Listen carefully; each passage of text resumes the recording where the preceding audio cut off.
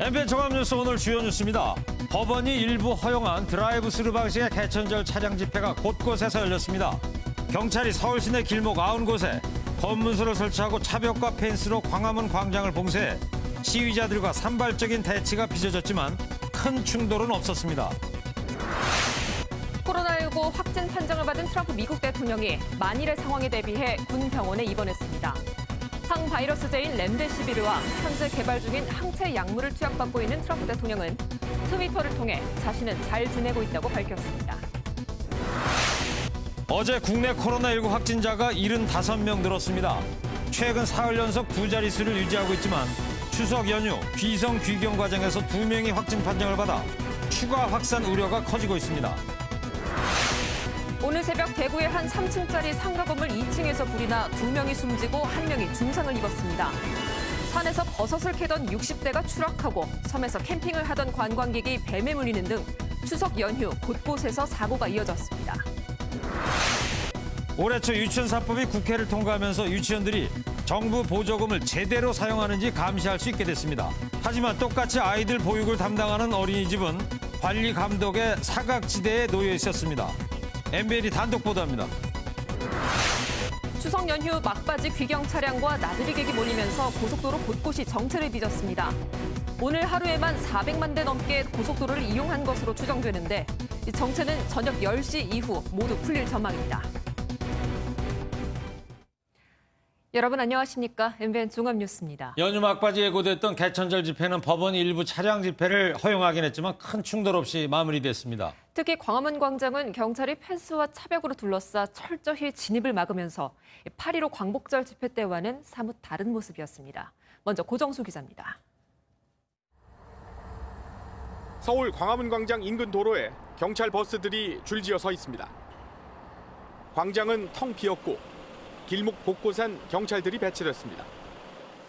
코로나19 확산 우려에 따라 경찰이 신고된 개천절 집회 대부분에 금지 통보를 내리고 돌발 집회에 대비하는 모습입니다. 일부 집회가 허용되며 수만 명이 몰렸던 광복절 집회와는 다른 양상입니다. 무단으로 도로를 점거하고 불법 집회 시위를 계속하고 있습니다. 즉시 해산해 주시기 바랍니다. 진입이 막힌 일부 단체들은 광화문역 인근에서 기자회견을 열었습니다. 행정법원까지 싸움을 했지만 결국은 집회를 할 수 없게 돼서 오늘 이 기자회견으로 대체하게 됐습니다. 광장 외곽에서 1인 시위 등이 열려 경찰과 대치하는 상황도 있었지만 큰 충돌은 없었습니다. 경찰은 광화문 광장에 케이블로 고정된 펜스를 설치해 일반 시민들의 출입도 막았습니다. 경찰은 광복절과 달리 개천절 집회는 시민의 협조로 대규모 집결 없이 마무리됐다면서 앞으로도 불법 행위에 대해서는 엄정 대응하겠다고 밝혔습니다. MBN 뉴스 고정수입니다. 오늘 서울 도심 곳곳에서 드라이브스루 집회와 1인 시위가 열렸습니다. 광화문에서는 일부 보수 성향의 시민들이 기습 집회를 시도하자 경찰이 해산 조치를 하는 등 작은 소란이 벌어지기도 했습니다. 김보미 기자입니다. 추미애 법무부 장관을 비판하는 플래카드를 붙인 차량들이 일렬로 도로 위를 지나갑니다. 일부 보수단체들이 서울 도심 곳곳에서 드라이브스루 집회를 열었습니다. 경찰은 시위에 앞서 참가자 명단을 일일이 확인하고 방역수칙 준수를 당부했습니다. 구인으로 신고는 하셨지만 일단은 그 내에서도 이제 그 코로나19 그 방역수칙 예방을 위해서 그 사회적 거리 충분히 유지를 하시고요. 보수단체 애국순찰팀은 경기도청에서 출발해 조국 전 법무부 장관 자택을 거쳐 추미애 법무부 장관 자택까지 행진했습니다. 저희는요, 지금 방역 통치다라는 그러한 시국 속에서도 다행히 경기도와 경기도민들의 협조로 우리 국민의 표현의 자유와 집회 결사의 자유를 보장받아서 이들은 윤미향 더불어민주당 의원 자택 앞에서 시위를 이어가다 인근 주민들과 충돌을 빚기도 했습니다.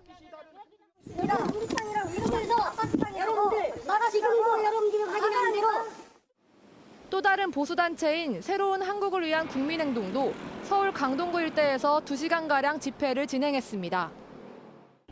이곳 강동 구민회관을 출발하는 시위자들은 차량 9대를 동원해 천호역을 거쳐 강동 공영차고지까지 차량 행진을 이어갔습니다. 이들은 정부의 집회 금지 방침에 항의하기도 했습니다. 차량 행진으로 코로나가 확산되는 일은 없을 거라고 생각합니다. 만약에 그 코로나 감염이 문제면은 온 국민은 길거리에 나오지도 말아야 되고요. 경찰은 서울 시내 진입로 90곳에 검문소를 설치해 도심으로 들어온 차량들을 막고 주요 집결 예상 장소에 11,000여 명의 경력을 투입했습니다. MBN 뉴스 김봄입니다. 개천절 집회 오늘 하루 어떻게 됐는지요? 뉴스 추적하도록 하겠습니다. 사회부 임성재 기자 나왔습니다. 산발적인 충돌은 있었지만 큰 소동은 벌어지지는 않았어요. 그죠? 이 당초 개천절 도심 집회에 대해서 경찰의 금지 처분이 있었던 걸로 알고 있는데 왜 다시 이게 열리게 된 겁니까, 일단? 네, 서울 도심에서 드라이브 스루 집회가 열릴 수 있게 된 건 법원의 판단 때문입니다. 네. 지난달 30일과 지난 2일 서울행정법원은 집회 금지 처분에 대해 집행정지 신청을 한 보수단체 2곳의 손을 들어줬는데요. 재판부는 집회 금지로 신청인이 원하는 장소와 일시에 차량 시위를 하지 못하게 되는 회복 불가능한 손해를 입게 된다는 점 등을 이유로 들었습니다. 정치적 성향을 떠나서 헌법상 보장된 집회 결사의 자유를 함부로 금지하기는 어렵다는 뜻으로 풀이됩니다. 네. 전문가의 설명 들어보시겠습니다. 드라이브스루 집회는 헌법상 기본권 행사로서 이를 원천적으로 금지한 것은 과잉금지 원칙에 반하기 때문에 명단 제출, 창문 열지 않기 등 제한 조건을 달아 집회를 허용한 것으로 보입니다. 다만 코로나19 확진자까지 발생했던 광복절 집회 상황 등을 고려해 차량 집회 이외에 대면 기자회견 등은 허용하지 않았습니다. 네, 그렇군요. 그러니까 광화문에서의 집회 자체는 원천적으로 차단이 된 거죠? 집회가 금지됐던 예, 것이고. 맞습니다. 앞서 본 드라이브 스루만 좀 한 2군데 동선에서 네, 맞습니다. 펼쳐졌던 거고. 어쨌든 코로나19 확산 우려 속에 도심 집회가 열긴 열렸는데 정부나 정치권의 반응도 궁금합니다. 예, 정세균 국무총리는 경찰을 방문해서 불법 집회에 대해서는 무관용의 원칙에 따라 대응하겠다고 강조했습니다. 네. 먼저 정 총리 발언 들어보시겠습니다. 합법적인 집회야 헌법적인 권리이기 때문에 존중해야 되겠지만 불법적인 집회에 대해서는 무관용 원칙에 따라서 철저하게 여러분들께서 법에 따라서 질서를 유지해 주는 노력을 해 주십사 하는. 여야도 법원의 결정을 존중하면서도 개천절 집회 상황을 예의주시했는데요. 민주당은 서면 브리핑을 통해 결국 일부 단체가 기자회견을 강행해 아슬아슬한 상황이 벌어졌고 허가받지 않은 차량이 시위에 참석하기도 했다며 다시 한번 우려를 표했습니다. 네. 국민의힘은 오늘은 따로 집회와 관련된 입장을 내진 않았지만 어제 의원총회를 통해 당 차원에서 개천절 집회에 참여하지 않는다는 점을 분명히 했습니다. 조국 전 법무부 장관은 자신의 SNS에 차량 집회 장소가 된 자택 인근 이웃들에게 미안하다는 내용의 글을 올리기도 했습니다. 오늘 어쨌든 집회 과정에서 말이죠. 연행된 시민은 없었나요? 예, 상황을 좀 더 지켜봐야겠지만 아직까지는 확인되지 않았습니다. 네, 그렇군요. 이 법원의 이 결정에 대한 비판도 있었더라고요. 예, 청와대 국민청원 게시판에는 법원의 판단을 비판하는 목소리가 오르기도 했습니다. 광복절 집회 상황을 언급하면서 코로나 확산 우려 속에 개천절 집회를 허용한 판사를 탄핵하라는 내용인데요. 몇 명이나 참여했어요? 지난 2일에 시작된 청원은 오늘까지 약 5만 6천 명이 참여했습니다. 네. 반면 돌발 집회 시위를 차단하기 위해서 도심 일부 지역을 통제하면서 시민들이 혼란을 겪기도 했습니다. 서울 광화문 일대가 광범위하게 통제되면서 일부 횡단보도와 지하도 출입이 막혔기 때문인데요. 서울 지하철은 오늘 오전 9시 10분부터 5호선 광화문역을, 9시 30분부터 1, 2호선 시청역과 3호선 경복궁역을 무정차 통과했습니다. 네.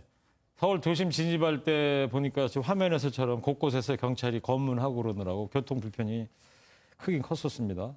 자, 이 개천절 집회 오늘 일단 큰 충돌 없이 지나가는 것 같은데 다음 주 한글날이 또 휴일이잖아요. 이날도 집회가 예정돼 있다면서요? 광화문 일대는 통제됐지만 일부 단체들이 집회가 아닌 기자회견을 열었습니다. 예. 광복절 광화문 집회를 주도했던 한 단체는 다음 주 금요일 한글날에도 도심 집회를 열겠다는 뜻을 밝히기도 했는데요. 하지만 정부는 이어지는 한글날에도 도심 집회를 제한할 가능성이 커서 집회 개최를 두고 또다시 마찰이 불가피해 보입니다. 이에 따라 법원이 어떤 결정을 내릴지도 주목됩니다. 네, 그렇군요. 잘 들었습니다. 지금까지 사회부 임성재 기자였습니다. 지금부터는 트럼프 미 대통령의 코로나19 관련 소식 전해드리겠습니다. 확진 판정을 받고 백악관에 머물던 트럼프 미 대통령이 현재는 군 병원에 입원해서 치료를 받고 있습니다. 병상에서 직접 몸 상태가 좋다고 밝혔지만 대통령 주변에서 추가 감염이 이어지며 미 정가가 어수선한 모습입니다. 먼저 신혜진 기자입니다. 검은 마스크를 쓴 트럼프 대통령이 엄지손가락을 치켜 세웁니다. 코로나19 확진 판정을 받고 월터 리드 군 병원에 입원하기 위해 백악관을 나서는 모습입니다. 육성이 담긴 영상도 별도로 공개했습니다. I want to thank everybody for the tremendous support. I'm going to Walter Reed Hospital. I think I'm doing very well. 약간의 피로감과 미열 등의 증상을 보인 트럼프 대통령은 현재 대체로 양호한 상태인 것으로 전해졌습니다. 입원 뒤 병상에선 트위터에 직접 건강 상태를 올리기도 했습니다. 대선을 한 달 앞둔 상황에서 건강 문제 때문에 표심이 달아나는 걸 최소화하려는 뜻으로 보입니다. 일각에선 마이크 펜스 부통령에게 한시적으로 권력을 이양할 수도 있다는 관측이 나왔지만 백악관 측은 그런 일은 없을 것이라며 가능성을 일축했습니다. We have a president that is not only on the job, will remain on the job, and I'm optimistic that he'll have a very quick and speedy recovery. 트럼프 대통령과 밀접 접촉자로 분류된 펜스 부통령 부부와 이방카 부부, 막내 아들 베런은 모두 음성 판정을 받았습니다. 하지만 톰 틸리스, 마이클 리 상원 의원 등 지난주 백악관에서 열린 대법관 지명식 참석자들이 줄줄이 감염된 데 이어 트럼프 대통령과 첫 TV 토론에 동행했던 대선 캠프 선대 본부장 빌 스테피언도 확진 판정을 받았습니다. 트럼프 대통령 주변에서 확진자들이 속출하면서 대선을 한 달 앞둔 선거 운동은 차질이 불가피해 보입니다. MBN 뉴스 신혜진입니다. 현재 트럼프 대통령이 어떤 치료를 받고 있는지도 관심입니다.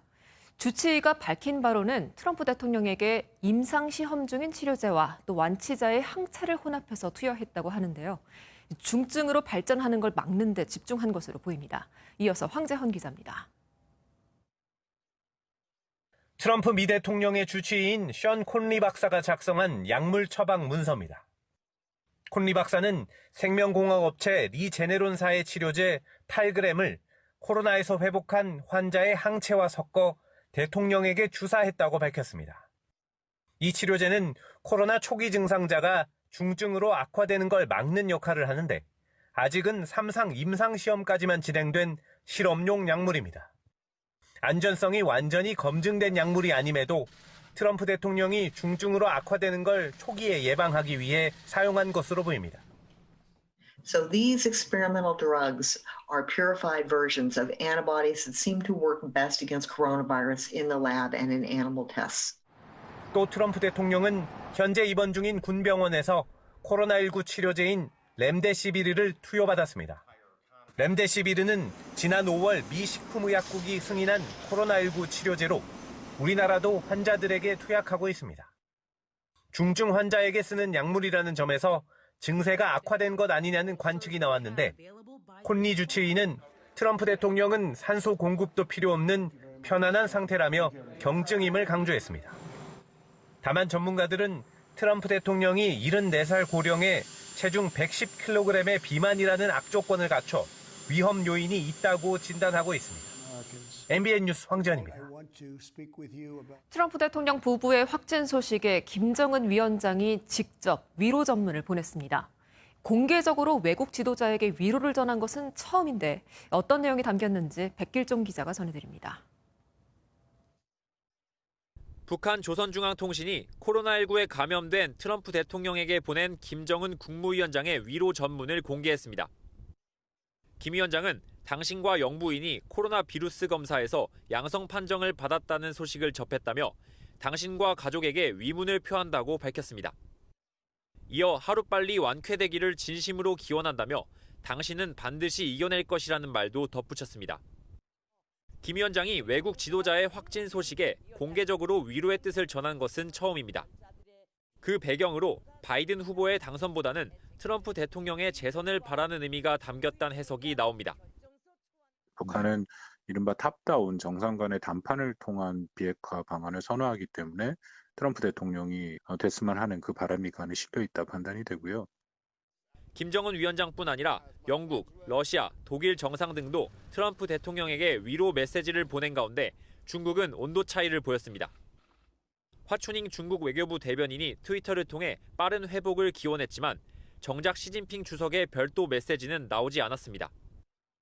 또한 중국의 관영 매체 환구15의 후시진 총편집인은 자신의 트위터에 트럼프 대통령 부부가 코로나19를 얕본 대가를 치른 것이라며 강도 높은 비판을 쏟아내기도 했습니다. 이런 중국의 태도는 그간 트럼프 행정부가 관세 폭탄 등으로 중국과 무역 전쟁을 벌여온 데 대한 반감이란 해석이 나옵니다. MBN 뉴스 백길종입니다.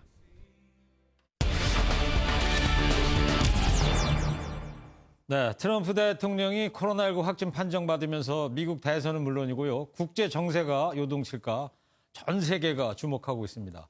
종전선언 여부 등 한반도에 큰 영향을 미칠 것으로 보이는데요. 외교안보팀의 배진우 기자와 뉴스 추적하도록 하겠습니다. 배진우 기자, 트럼프 대통령의 현재 상태가 이제 궁금해요. 나이가 이제 74세 아닙니까? 고령인데다가 또 기저질환도 있어가지고 합병증 위험이 크다고요? 네, 트럼프 대통령은 올해 74살에 체중이 110kg, 키가 189cm인데요. 네. 코로나19 고위험군에 속하는 데다 비만도가 30이 넘는 고도 비만이란 점도 위험 요인입니다. 미국 질병통제예방센터는 비만인 사람이 코로나19에 걸리면 중증으로 이어질 위험이 3배에 달한다고 밝혔습니다. 지난 3월 코로나19에 확진됐던 영국 보리스 존슨 총리도 몸무게가 112kg에 달했었는데요. 2주 만에 중환자실로 옮겨지는 등 상태가 악화한 바 있습니다. 관련 전문가 의견 들어보시죠. 예. 확실히 고위험군에 해당이 되는 거고요. 그 당시와 지금은 확실히 다른 점은 렘데시비어 같은 항바이러스제가 어찌됐건 임상에서 사용이 가능한 상황이고 또 비교적 초기에 진단이 됐기 때문에 영국 총리도 112kg이에요. 그랬었습니다. 영국의 정상들이 다 110kg가 넘는 거구들이군요. 네. 어쩌다 또 감염이 됐는지도 궁금한데요. 선임 보좌관에게서 감염됐다 이런 얘기가 나오는데 이 사람에 대한 관심도 높아지고 있지 않습니까? 네, 이 감염원으로는 호프 힉스 백악관 선임 보좌관이 유력한데요. 네. 올해 31살인 힉스 보좌관은 10대 시절 모델로 활동했고 또 하이틴 소설 가십걸 시리즈의 표지 모델에 등장하기도 했습니다. 트럼프 대통령의 장녀 이방카의 패션 회사에서 홍보를 담당하다 26살에 트럼프 대선 캠프 언론 담당으로 발탁됐는데요. 네. 트럼프 당선 이후엔 청와대 홍보수석에 해당하는 백악관 공보국장에 임명되는 등 트럼프의 최측근으로 꼽히는 인물입니다. 힉스 보좌관은 지난달 30일 트럼프 대통령의 미네소타 유세에 동행했다가 돌아오는 에어포스원 비행기에서 코로나19 증상을 느껴 격리된 걸로 알려졌습니다. 네, 30일이면 지난 수요일 날이네요. 예, 그렇습니다. 그 백악관에서는 트럼프 대통령이 치료 중에도 업무는 볼 수 있는 상태다 이렇게 밝혔는데 미국 대선이 이제 딱 한 달 남았어요. 네. 지장이 없을까요? 네, 일단 미 대선 일정이 지연된다는 얘기는 아직 나오지 않고 있고 또 그 가능성도 낮습니다. 아, 그래요? 네. 다만 선거 유세에 나서지 못하는 데다 이 후원금 모집도 어려워지는 건 트럼프 대통령 입장에선 악재입니다. 이 공격적인 스타일로 강세를 보였던 TV 토론 일정에 나서기 어려워진 점도 불리하게 작용할 걸로 보입니다. 관련 전문가 의견 들어보시죠. 지금 그 경합주에 트럼프가 방문을 못하니까 일단 그게 크고 펀드레이징 행사를 원래 하려고 했었는데 그 펀드레이징 행사도 직접 참여가 안 되고 그러니까 여러모로 불리해진 건 분명한 거죠. 지금 1차 TV 토론은 끝났고 2차, 3차 TV 토론이 언제 예정돼 있죠? 네, 2차 TV 토론은 이번 달 15일이고 3차 토론은 22일에 예정돼 있습니다. 네. 그러면은 2차 토론은 어렵겠네요? 네, 일단 최소 격리 기간이 14일인 만큼 2차 토론은 일정상 힘들 것으로 보이는데요. 예. 이제 3차 토론 같은 경우에는 호전 여부에 따라서 나갈 수 있을지 지켜봐야 할 것 같습니다. 네, 그렇군요. 예, 반면 트럼프 대통령의 경쟁자인 민주당 조 바이든 후보는 코로나19 검사에서 음성 판정을 받았는데요. 이 바이든 후보는 트럼프 대통령이 마스크를 잘 쓰지 않았던 것을 포함해서 이 코로나 대응을 비판하며 차별화에 나서는 모습입니다. 네. Not about being a tough guy. Wearing a mask is not only going to protect you, but it also protects those around you. 바이든 후보는 아주 마스크를 잘 쓰고 있네요, 지금. 네, 유세 현장 모습입니다. 그렇군요. 코로나19의 심각성보다 경제 회복에 방점을 찍어왔던 트럼프 대통령이 확진된 것 자체가 표심에 부정적인 영향을 미칠 걸로 보입니다. 네. 그리고 우리하고도 이제 아주 깊은 관련이 있는 대목인데 미국 대선 전에 북미 정상이 대화에 나설 가능성, 이른바 옥토버 서프라이즈. 네. 이게 점쳐져 왔었는데 이 한반도 정세에 어떤 영향을 미칠까요?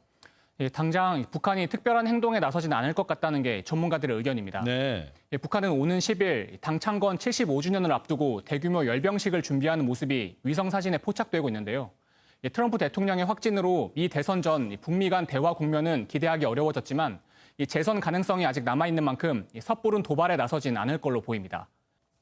만약 바이든이 된다면 뭔가 도발을 해서 우선순위를 북한 문제의 우선순위를 좀 끌어올린다는 그러한 목적이 있을 텐데 트럼프가 만약 된다면 북한으로서는 그동안에 해왔던 어떤 북미 간의 대화 이런 것들이 도발로 무너질 수가 있기 때문에 한미 외교 라인이 활발하게 움직이면서 종전 선언을 논의하던 우리 정부도 트럼프 대통령의 확진 소식에 당황스러울 텐데요.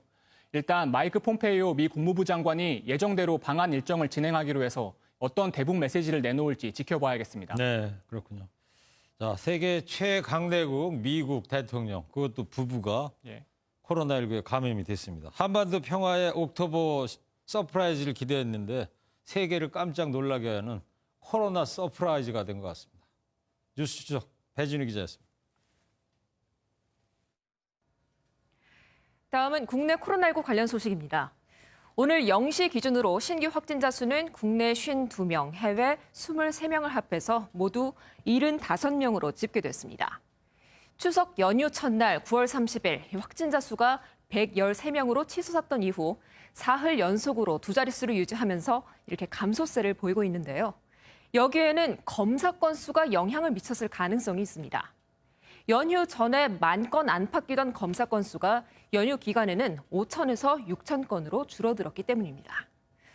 그리고 확산 우려도 여전합니다. 학교와 요양원, 목욕탕 등 산발적으로 집단 감염이 이어지고 귀성 귀경객과 여행객 등 대규모 인구 이동 중에 조용한 전파가 진행됐을 가능성이 나오는 와중에 실제로 고향을 방문한 2명이 확진 판정을 받은 것으로 확인됐습니다.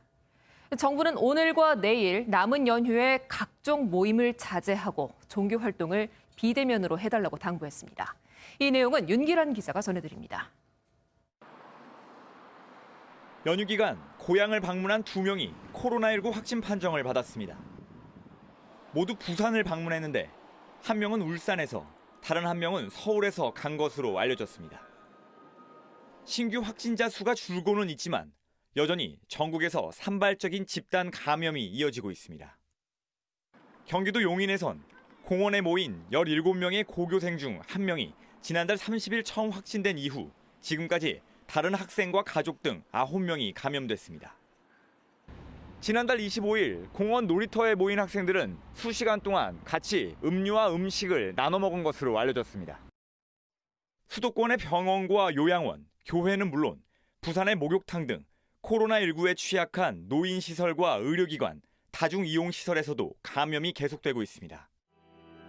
방역당국은 가족과 지인 간의 모임을 비롯해 주말 종교활동과 개천절 집회를 남은 연휴에 방역 위협 요인으로 꼽았습니다.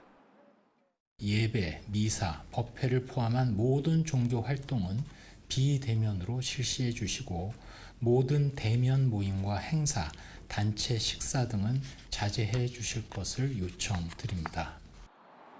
방역당국은 귀경 때 가급적 개인 차량을 이용하고 간식 등을 미리 준비해 휴게소 방문도 최소화해달라고 당부했습니다. MBN 뉴스 윤기란입니다.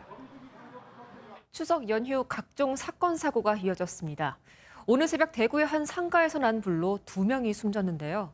현장에서 기름통이 발견돼 방화 가능성에 대한 수사도 함께 진행 중입니다. 강진우 기자가 전국 사건 사고 소식 정리했습니다. 3층짜리 상가 2층, 복도와 식당 안이 시커먼 잿더미로 변했습니다. 이 불로 상가 관계자 2명이 숨지고 1명이 중상인 채로 발견돼 병원으로 이송됐습니다. 불이 난 건 오늘 새벽 3시 50분쯤. 원인을 알 수 없는 불은 20분 만에 잡혔습니다. 감식 현장에서 기름통이 발견됐는데 경찰은 방화 가능성을 배제하지 않고 있습니다. 그 부분 수사 중이라 가지고 저희도 명확하게 지금 확인을 좀 해야 되는 부분입니다. 일단 그런 가능성에 대해서 수사를 해봐야 되는 거죠. 거세게 바람을 일으키는 119 헬기 아래에서 구조 작업이 한창입니다. 버스를 캐다 30m 아래로 떨어져 허리를 다친 60대를 구조해 병원으로 이송했습니다. 어젯밤 제주 한림항에 해경 구조증이 급하게 정박하자 한 여성이 119 구급차에 오릅니다.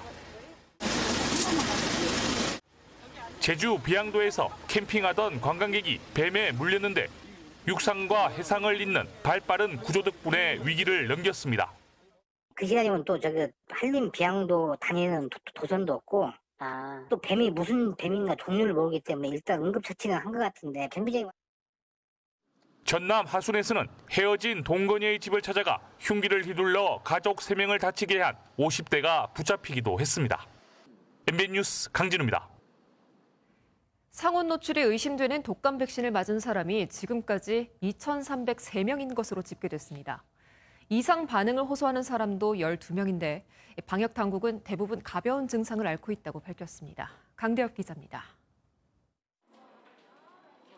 상온에 노출된 것으로 의심되는 독감 백신을 맞은 사람이 어제보다 13명 더 발견돼 2,303명으로 집계됐습니다. 해당 백신이 유통된 걸 방역 당국이 처음 인정한 지난달 25일부터 가파르게 증가하는 모양새입니다. 문제가 된 백신이 마지막으로 접종된 건 지난달 28일로 그 이후 접종 사례는 없는 걸로 파악됐습니다. 백신을 맞고 나서 이상 증세를 호소하는 사람은 어제와 같은 12명입니다. 주로 나타나는 증상은 발열과 오한, 근육통, 메스꺼움 등입니다. 질병관리청은 해당 증상들이 백신 접종으로 인한 부작용인지 아직 확인되지 않았고 증상 자체도 심하지 않다고 밝혔습니다.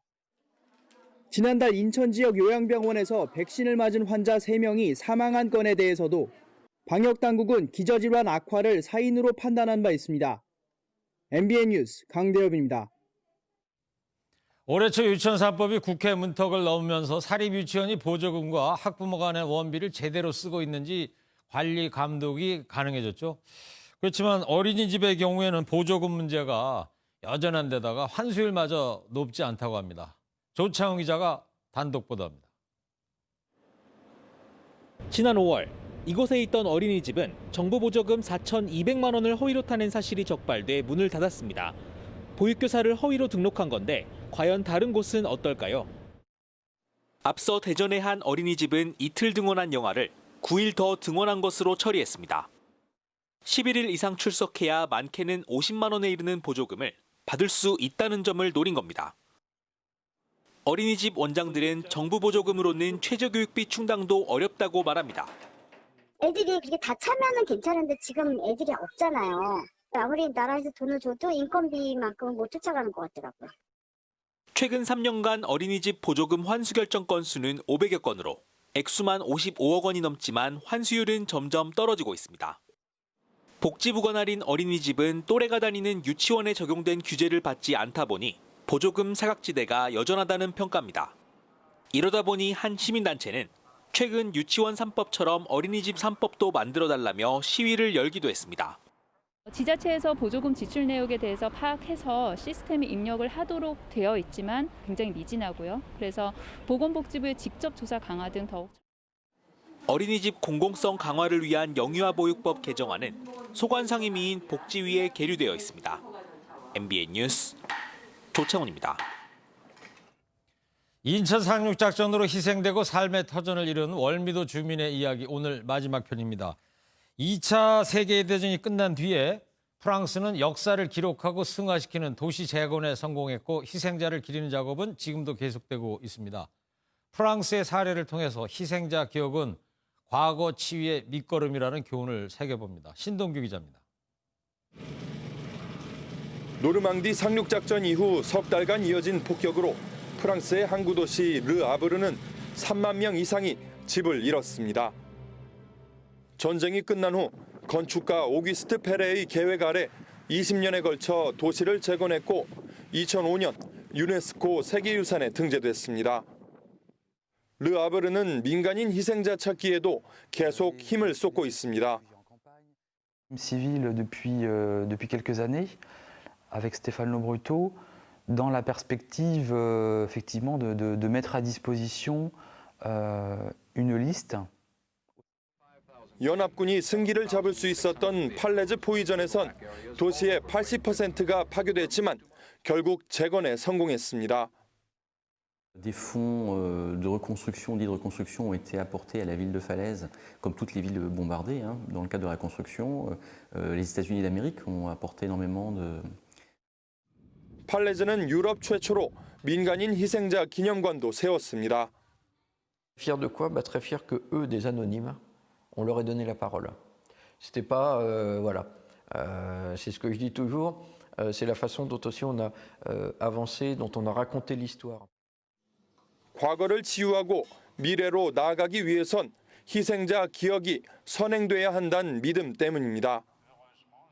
그런 일들이 다시 반복되지 않으려면, 그런 비극이 반복되지 않으려면 우리 스스로가 과거에 잘못된 것들을 기억하고 또 프랑스의 사례는 여전히 전쟁의 상처를 안고 사는 사람이 많은 대한민국에도 큰 시사점을 안겨주고 있습니다.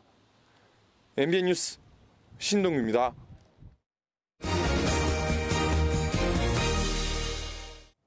추석과 개천절 연휴 이제 내일이면 끝납니다. 그러네요. 코로나19로 조용하면서도 조금은 어수선하기도 했던 연휴입니다. 예, 뭐 고향들 많이 찾지들 않으셨지만 그래도 귀경길 고속도로는 평소 주말 수준의 흐름을 보였다고 그러죠? 네, 이 구간별로 정체 현상을 빚기도 했는데요. 서울 요금소 연결해서 이 시각 교통 상황 알아보도록 하겠습니다. 자, 정태웅 기자, 지금 상황은 어떤지 전해주십시오. 네, 서울 요금소에 나와 있습니다. 추석 연휴 마무리를 하루 앞둔 오늘 귀경 차량이 많을 것으로 예상할 수 있는데요. 현재는 일부 구간을 제외하고는 다소 원활한 모습입니다. 앞서 오후 6시까지만 해도 경부고속도로를 포함한 서울 방면 고속도로 곳곳에서 40에서 50km에 달하는 구간 정체가 빚어지기도 했는데요. 한국도로공사는 오늘의 전국 교통량을 어제보다 조금 더 감소한 405만 대로 예측했는데 차량 대수만 놓고 본다면 평소 주말과 크게 다르진 않습니다. 폐쇄회로 영상을 통한 주요 정체 구간 교통 상황 보시겠습니다.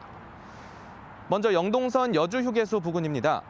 아직 차량 속도가 더딘 가운데 인천 방면으로 28km 구간 정체가 이어지면서 반대편 강릉 방면과는 크게 대조되는 모습입니다.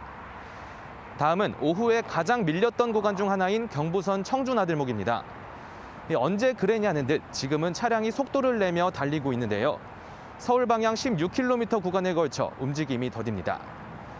한때 차들이 거의 서 있었던 서해안선 당진 부근 역시 아직 서울 방면으로 19km 정도 구간 정체를 빚고 있습니다. 저녁 7시 서울 요금소를 기준으로 부산에서 출발하면 4시간 30분, 목포에서 출발하면 3시간 50분, 강릉에서 출발한다면 3시간이 걸릴 것으로 보입니다. 한국도로공사는 오후 9시에서 10시 이후로는 정체가 대부분 해소될 것으로 내다봤습니다. 지금까지 서울요금소에서 MBN 뉴스 정태웅입니다. 저희 MBN이 시청자분들과 함께하는 신규 프로그램을 준비했습니다.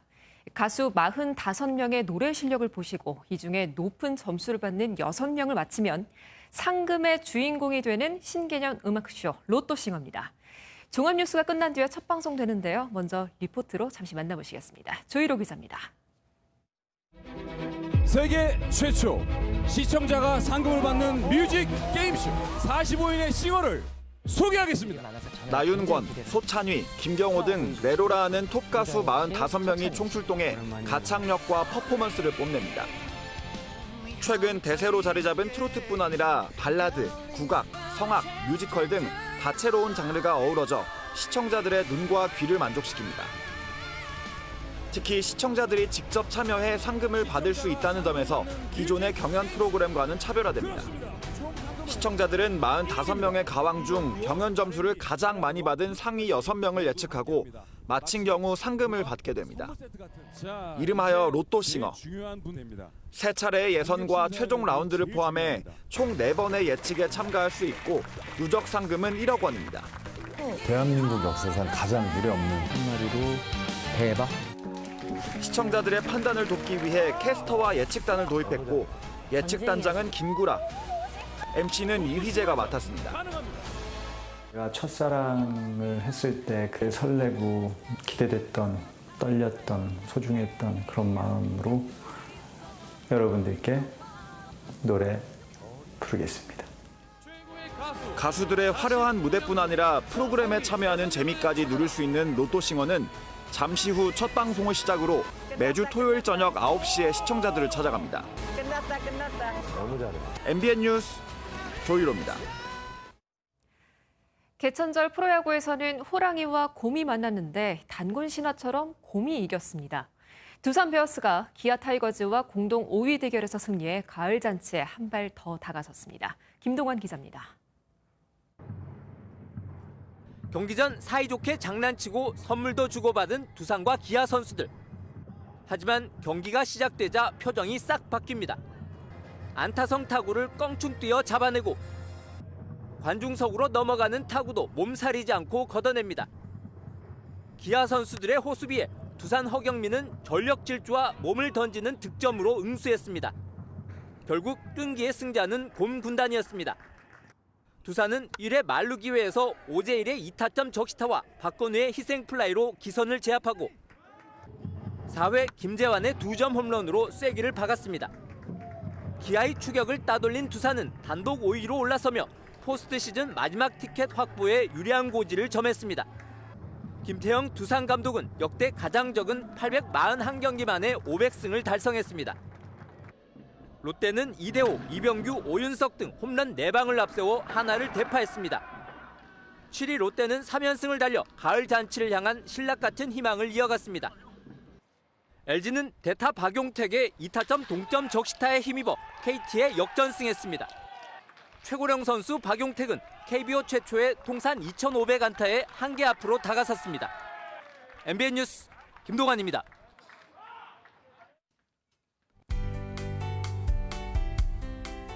개천절인 오늘 하늘빛이 흐렸습니다. 연휴 마지막 날인 내일도 전국이 흐리고 곳곳에 비 소식이 있겠는데요. 새벽부터 아침 사이에는 충청 남부와 남부지방에, 오후에는 경기 북부와 영서 북부에, 오후부터 밤까지는 제주도에 비가 내리겠습니다. 양은 5에서 20mm로 많지는 않겠습니다. 가을 바람이 점점 더 차가워집니다. 내일은 서울의 아침 기온이 16도, 낮 기온이 21도로 오늘보다 2도 정도 낮은 정도지만 모레인 월요일에는 찬바람이 강하게 불면서 서울의 아침 기온이 10도까지 뚝 떨어지겠습니다. 옷차림에 특별히 신경 쓰셔야겠고요. 갑작스러운 기온 변화에 감기 걸리지 않도록 조심하셔야겠습니다. 오늘 대부분 지역에 구름이 많았습니다. 내일은 기압골의 영향으로 비가 오는 곳이 있겠고요. 낮 기온 20도 안팎으로 선선하겠습니다.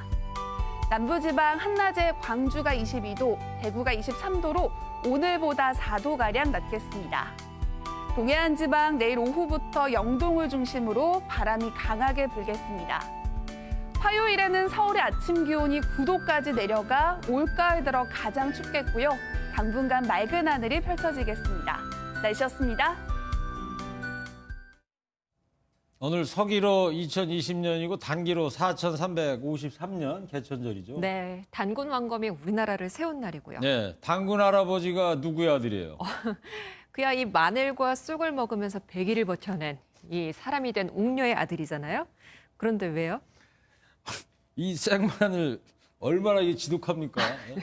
우리는 바로 이 지독한 인내심을 지닌 웅녀의 자손들이다 이 얘기예요. 맞습니다. 그런데 코로나도 인내심을 갖고 이겨내보자는 그런 뜻 말씀하시는 거죠? 맞습니다. 네, 굿이에요. 굿. 네. 자, 이번 연휴 수많은 국민들이 인내심을 가지고서 또 버티셨으니까요. 좋은 방역 결과 나왔으면 합니다. 자, MBN 종합뉴스는 여기서 모두 마치겠습니다. 시청해주신 여러분 고맙습니다.